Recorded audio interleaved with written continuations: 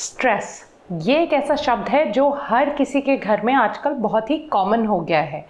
चाहे वो स्कूल में जाने वाला बच्चा हो, एमएनसी में काम करने वाला कोई हो, कोई फ्रीलांसर हो या बिजनेस ओनर हो या होम मेकर हो, हर किसी को स्ट्रेस फील होता है अलग अलग लेवल्स पे। यहाँ तक कि ऐसा भी रिसर्च में पता चला है कि 70% लोग, 70% एडल्ट्स ने कहा है कि वो रोज़ स्ट्रेस या एंग्जाइटी फील करते हैं अपनी लाइफ में।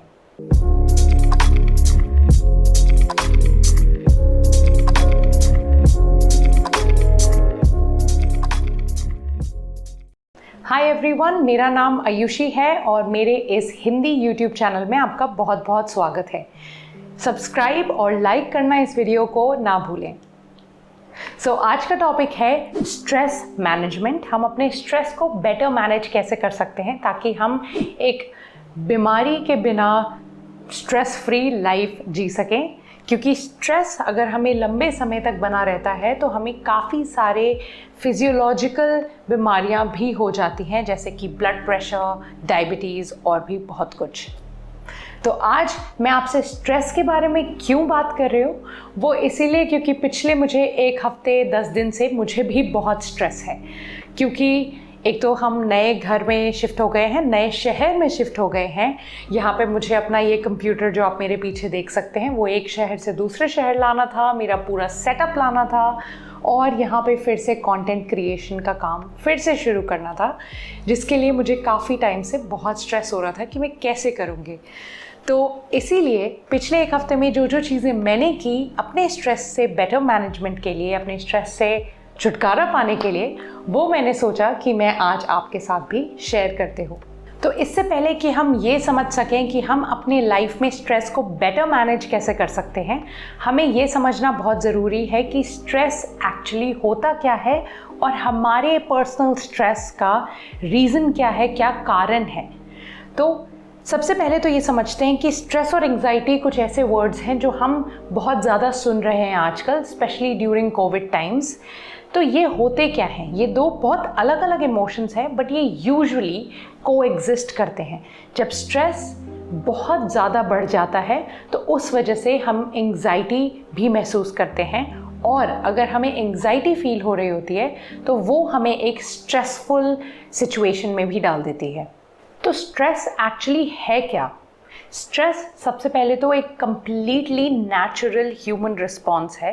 हम इसी तरह बने हैं कि हम स्ट्रेस महसूस कर सकें, फील कर सकें, क्योंकि वो एक इमोशनल, मेंटल और फिज़िकल रिएक्शन जनरेट करता है जब भी हम स्ट्रेस फील करते हैं हमारी बॉडी में। और उस रिएक्शन की वजह से हमारी बॉडी तैयार होती है थोड़ा सा बेटर जो भी सर्कमस्टांसेस है, जो भी सिचुएशन है, उससे डील करने के लिए।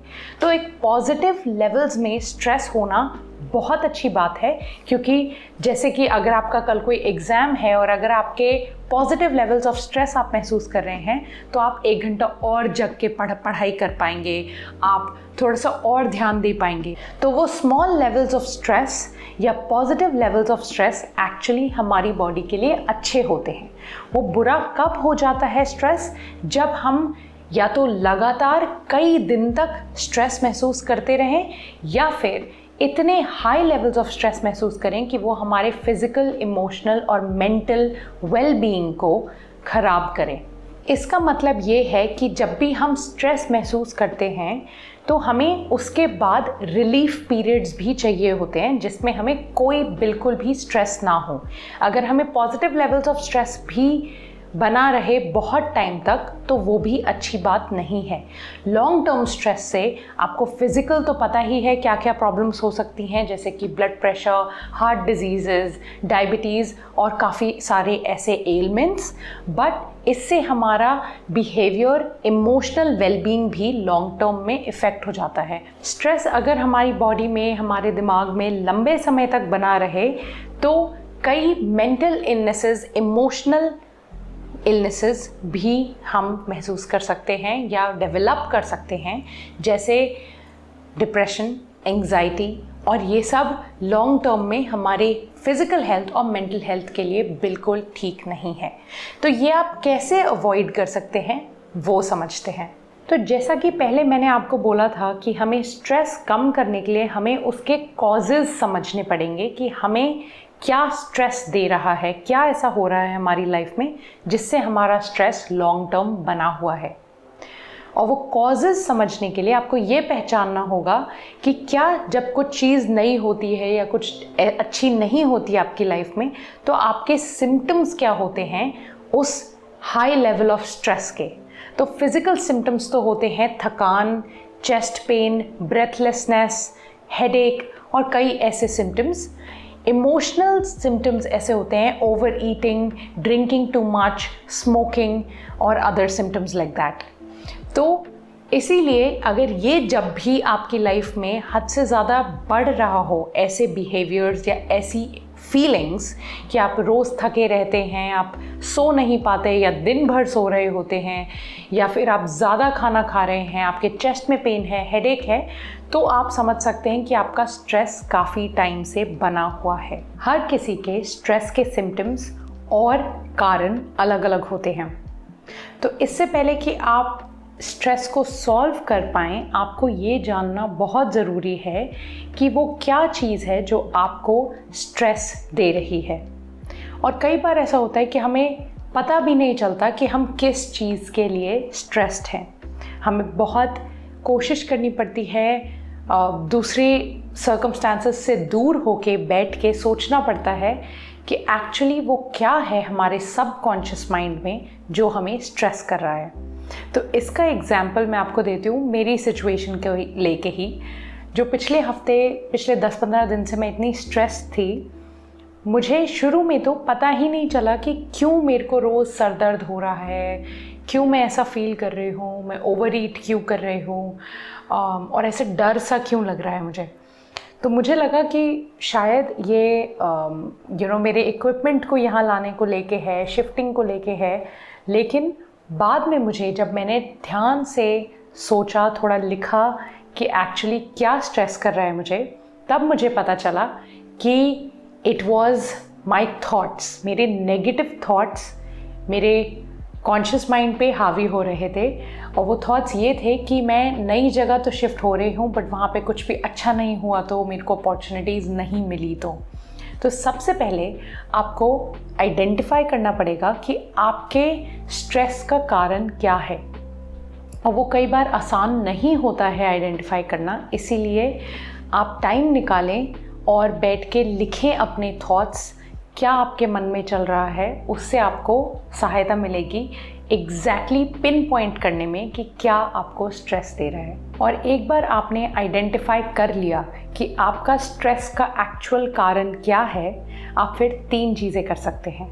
सबसे पहली, आप ये जानिए कि क्या आप अपने आप को उस स्ट्रेस के कारण से दूर कर सकते हैं। कई बार ऐसी चीज़ें होती हैं कि कुछ और चल रहा होता है या कोई और गलत बिहेव कर रहा होता है, उस वजह से हम भी स्ट्रेस लेने लग जाते हैं। तो अगर आप डिस्टेंस कर सकते हैं अपने आप को तो वो करिए, और अगर आप नहीं कर सकते तो दूसरी चीज़ विच इज़, क्या आप उस चीज़ को सॉल्व कर सकते हैं। तो जैसा कि मेरे साथ हुआ, मैं ऑफ कोर्स अपने शिफ्टिंग के स्ट्रेस को लेके दूर तो नहीं हो सकती थी उस स्ट्रेस से, क्योंकि मुझे शिफ्ट करना ही था।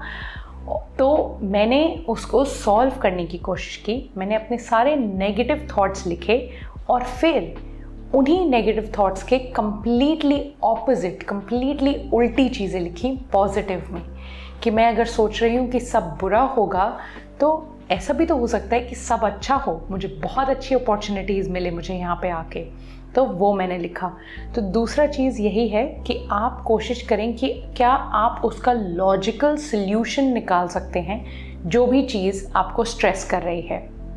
और तीसरा, अगर आप उससे डिस्टेंस भी नहीं कर सकते, आप उसे सॉल्व भी नहीं कर सकते, तो तीसरी चीज़ ये है कि क्या आपके स्ट्रेस होने से आप और बुरा फील कर रहे हैं, वो स्ट्रेसर को और बढ़ा रहे हैं या एक्चुअली बेटर कर रहे हैं। क्या आपके स्ट्रेस होने से उसका सल्यूशन निकल जाएगा? ये आप अपने आप से ज़रूर पूछें जब भी आपको स्ट्रेस महसूस हो कि अगर आप कोई चीज़ सॉल्व नहीं कर पा रहे हैं तो क्या आपके स्ट्रेस लेने से सब चीज़ें ठीक हो जाएंगी। तो ये जो स्टेप्स मैंने आपको बताए, ये आप तब करें जब आप स्ट्रेस फील करना चालू करते हैं, शुरू के स्टेज में होते हैं स्ट्रेस के। तो prevention is always better than cure. इतना बुरा अपना स्ट्रेस ना हो जाने दें कि आपको क्योर ढूंढने पड़े उसको ठीक करने के लिए, या आपकी बॉडी में ऑलरेडी कुछ डैमेज हो चुका हो। बट अगर आप काफ़ी समय से स्ट्रेस महसूस कर रहे हैं और आप इन चीज़ों से सॉल्व नहीं कर पा रहे, तो काफ़ी क्योर की एक्टिविटीज़ भी हैं। तो सबसे पहले तो आपको रिलैक्सेशन एक्टिविटीज़ प्रैक्टिस करनी पड़ेंगी, जैसे कि योगा, ब्रीदिंग, जर्नलिंग। ये सब चीज़ों से आपको हेल्प मिलेगी रिलैक्स होने की।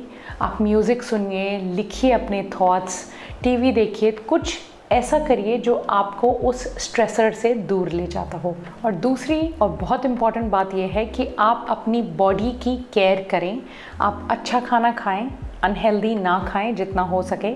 आप वर्कआउट करें, आप 8 घंटा या 7 घंटा एटलीस्ट सोएं। तो ये तो हो गई दूसरी चीज़। तीसरी चीज़ ये है कि आप नो बोलना सीखें। अगर आपको कोई एडिशनल रिस्पॉन्सिबिलिटीज़ मिल रही हैं जो आप नहीं कर सकते, इससे ये सोचने से अच्छा कि आप किसी और को हर्ट तो ना कर देंगे, कभी कभी अपने आप के लिए भी नो बोलना सीखना चाहिए। तो आप नो बोलना सीखें। चौथी चीज़, ग्रैटिट्यूड। एक ग्रैटिट्यूड जर्नल बना लें जिसमें आप जो जो चीज़ों के लिए आभारी हैं, जो जो अच्छी चीज़ें आपकी लाइफ में, उनके बारे में लिखें रोज़। और फिफ्थ और बहुत इम्पॉर्टेंट, आप कनेक्टेड रहें लोगों से, अपने फ्रेंड्स से बात करते रहें, कॉल पे, वीडियो कॉल्स पे। अभी अगर आप मिल नहीं सकते उनसे, तो आप सबसे कनेक्टेड रहें, अपने फ्रेंड्स, फैमिली से। तो ये 5 चीज़ें आपके स्ट्रेस लेवल्स को रिड्यूस करने में बहुत हेल्प करेंगी। तो अब हम इस वीडियो के अंत पे आ गए हैं, बट मैं आपको ये रिमाइंड करना चाहती हूँ कि स्ट्रेस कम्प्लीटली नेचुरल है, कम्प्लीटली नॉर्मल है। हर किसी को फील होता है, हमारी ह्यूमन बॉडी उसी तरह बनी है। लेकिन अगर आपका स्ट्रेस लंबे समय तक चल रहा है, जिसमें आपको कोई रिलीफ पीरियड्स नहीं मिल रहे, कोई शांत समय नहीं मिल रहा बिना स्ट्रेस के, तो आप प्लीज़ अपने आप पे ध्यान दें। आप ये एक्टिविटीज़ जो मैंने बताई इस वीडियो में, वो ज़रूर करें, ताकि आप अपनी बॉडी को, अपने मेंटल हेल्थ को, अपने फिज़िकल हेल्थ को डैमेज ना कर बैठें इन द लॉन्ग रन। तो प्लीज़ अपना ध्यान रखें और मैं आपसे मिलूँगी नेक्स्ट वीडियो में।